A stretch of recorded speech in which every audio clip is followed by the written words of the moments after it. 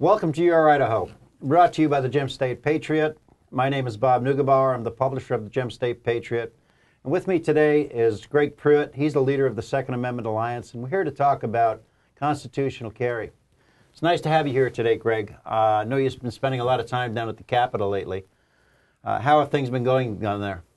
Well, Bob, it's, as you well know, it's a battle down there every day, and we're trying our best to fight for the citizens of Idaho and to expand, to protect, and to restore their Second Amendment rights. But I tell you what, the political game that they play down there is the game that the Idaho citizens are tired of, and so we're trying to get out of that game and make sure that we're protecting their rights, how the Idaho citizens want it to happen. I spoke with Senator Hagedorn this morning on the Kevin Miller Show and asked him, isn't constitutional carry simply a ability to carry open or concealed any place, not just outside the city limits? And he came to me and said, well, we need to have the reciprocity with Washington and Nevada. And if we don't have a permit, we can't have that reciprocity. What do you have to say about that? Well, there's a couple issues at hand here, and people need to understand that under House Bill 89, the permitting system doesn't go away. So you can still get the permit for reciprocity purposes, to skip the background checks, and for campus carry. So none of that changes at all, and that's important to remember. But the bottom line is the Idaho Second Amendment Alliance is not going to let other states dictate what we do here in the state of Idaho when it comes to freedom. And if Washington ultimately decides, hey, we're going to drop Idaho because they're expanding freedom, then that's their decision. But we're not going to play the what-if game.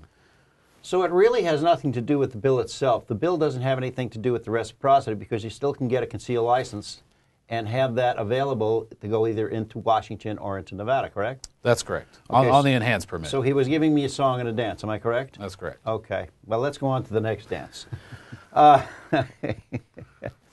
You know, why is it every time we try to bring simple constitutional carry to Idaho, and I know you've been working on this for 3-4 years now, it always gets bogged down in a committee, and they seem to introduce another bill in its place.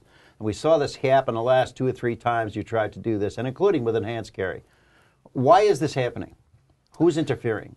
Well, you know, I think the bottom line is the politicians are more afraid of what law enforcement thinks of them and what they may think of themselves as opposed to what the people think. And I think that's where our group is growing and why people are joining our organization, because they're starting to realize, hey, we're tired of this. We're tired of these watered-down bills that keep happening, especially with constitutional carry. Let's join together as an organization, as citizens, and fight back on this. And I think that we're going to start making a huge difference here in how these bills are done, because the people are waking up. There are thousands, tens of thousands of Idaho citizens that want to see this happen. They don't want the watered-down version. They want their freedom. They want their rights back, and they're not going to play these political games anymore. Well, as you know, we talked to a lot of different groups, the 912 group that are working on Common Core, and some of the tax people that are trying to kill this grocery tax. We see the same thing happening in the legislature that you guys see.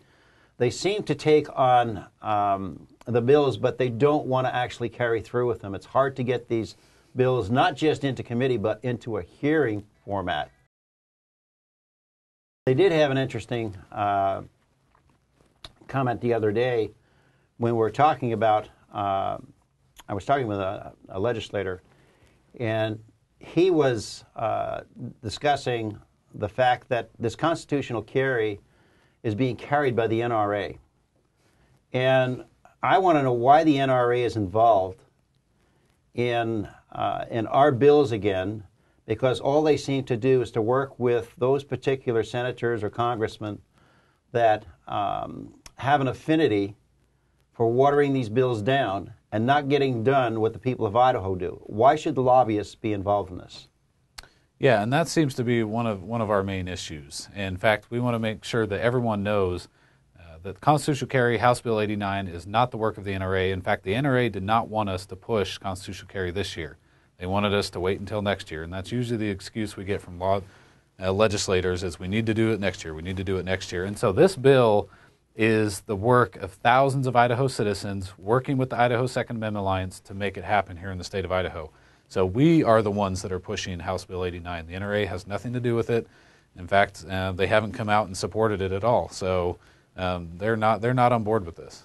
Well, can I ask you a question? Why aren't they on board with this? What is their reason for not wanting constitutional carry? New Hampshire just came through with constitutional carry up there. Yeah. I mean, what's the matter with Idaho? We're supposed to be an extremely gun-friendly state, but we can't seem to get this one little thing through.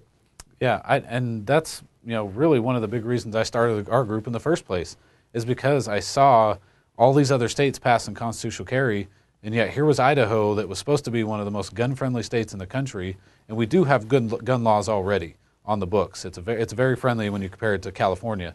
But the problem is we're not making any more progress in expanding and restoring freedom for the Second Amendment.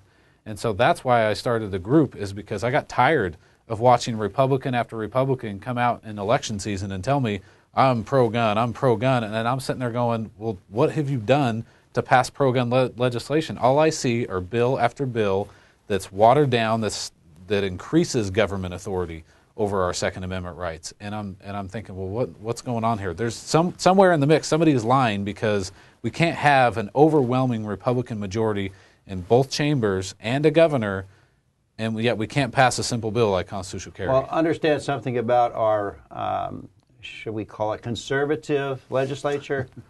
When we look at the voting record in the House, we have 28 conservatives out of 70. Mm-hmm. And when we look in the Senate, you've only got 9 out of the, 35? Yeah. So there's a problem. There's been a problem there for some time. So Sure. these people who say that they are conservative Republicans, in most cases, aren't. And I think that's why we're having a lot of problems getting a lot of these conservative bills through. That's great. The fact that you've got a new person in the format of Heather Scott, who is a freshman that's just elected representative from District 1, do you think this is going to help you bring this bill to committee in this session? I do, and we are so excited to have Representative Scott up from District 1 back in constitutional carry. At the end of the day, when I talked to her, she said, you know what, this is what the people want, and I about fell over. I didn't think any politician cared what the people wanted anymore. And, she's willing to buck leadership. She's willing to take this fight on because she knows that there are tens of thousands of Idaho citizens begging for this bill to go forward. And so what we're going to do now is start finding many co-sponsors from the legislators and say, which side are you on? Are you on the side of the people? Are you going to stand with Heather Scott, Representative Scott, and be her partner, or are you going to sit on the sidelines? And we're not going to take it anymore, Bob. We're going after these guys, and we want them to take a stand on constitutional carry once and for all. Now, I know you don't have the NRA working with you, but do you have any other gun rights organizations, national organizations you're working with? We do. The Gun Owners of America came out last week, one of the big national gun organizations, and endorsed our bill. And they've been putting pressure on Speaker Bedke and Chairman Lurcher to move this bill forward. And then today, just today, the National Association for Gun Rights has also come out and endorsed House Bill 89. They're going to be putting pressure. In fact, they told me they're going to send out 36,000 emails to Idaho citizens and doing some phone calls to Idaho citizens to tell them they need to put pressure on Speaker Bedke and Chairman Lurcher to move this bill out of committee. So there are 2 big national organizations that have taken our side and have backed constitutional carry here in the state of Idaho. Well, I'm seeing some of the tide changing little by little. When you can get that many people calling in, you're going to get some recognition down there. I know I've seen it happen on some of the other bills and actually got them into a committee format. But this is going to, I don't know, it's going to be a little bit different because you've tried to do this so many times. The only thing I can say is I hope it happens this time because I think the people of Idaho deserve a little better than what our representatives are giving us because they're not representing the people anymore. What is your feeling about the sheriff's departments now? They want to raise the concealed weapons permit fee. They want to double the fee. If we get constitutional carry, the fee is only going to apply to very few people. Is this why they're doing it, or are they doing it in the possibility that we're not going to get constitutional carry passed, and they'll get a lot more money? Because I know how the sheriff's department works here. They're always looking for that extra dollar. Yeah, and we saw that House Bill 165 is what you're talking about. They want to raise the fee on an original applicant applying for the concealed weapons permit. So, our suggestion is, well, if we pass constitutional carry, guess what? It solves both of our problems. And it would save them a lot of money, wouldn't it? Yeah, it would save them money for people that will no longer need to get a permit and who shouldn't have to get a permit in order to defend their lives. There's a lot of controversy about how these permits would affect the people in the metropolitan areas like Boise or Meridian. What do you know about how that's changed anything in the other 5 states that have constitutional carry? Yeah, we've reached out to the states that have constitutional carry, especially in Arizona. Arizona, as you know, has a really big problem with immigration and crime down in some of their big suburbs. Well, I've reached out to the Arizona Citizens Defense League, and I said, how has it been since it passed there in these big cities? And they said, actually, the crime has decreased significantly because now the criminals in these big cities have no idea who's carrying. They have no idea if the next person they're going to rob or they're going to try and hurt is going to pull out a firearm and defend their life. And so that's the impact it's going to have. If anything, this is going to decrease crime. And, the fact is that more people will defend themselves, the less government hoops and taxes that they have to pay to defend their life. So it's going to have an impact. And we've seen Sheriff Wayland in Wyoming.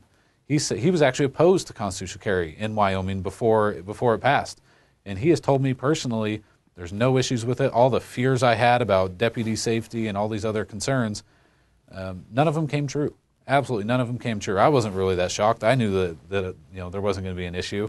But that's our message to the Idaho citizens and to our local law enforcement is the sky is not going to fall when we pass House Bill 89. Well, I never believed the sky would fall, and I also know that when you keep guns out of the hands of the citizens, you increase the crime rate. It's happened all over this country, no matter where you go.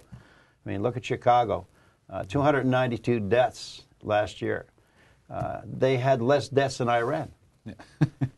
Yeah. But anyway, let's take a look at this from the viewpoint of getting this bill through.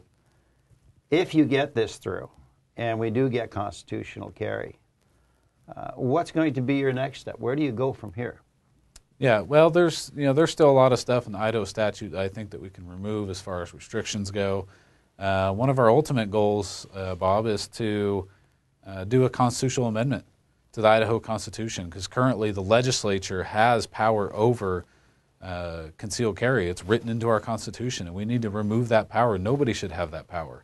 Sure, we can still have the permits in statute, but that power written into the Constitution has to go. My question here is, if that's written into our Constitution, but it's not written into the U.S. Constitution, why do they have this power if it's not a constitutional power granted by the feds? Yeah, and I don't remember giving them that power. I don't know about you. I don't remember doing that either. Yeah, so, yeah. No, it's, the Second Amendment's very clear, shall not be infringed.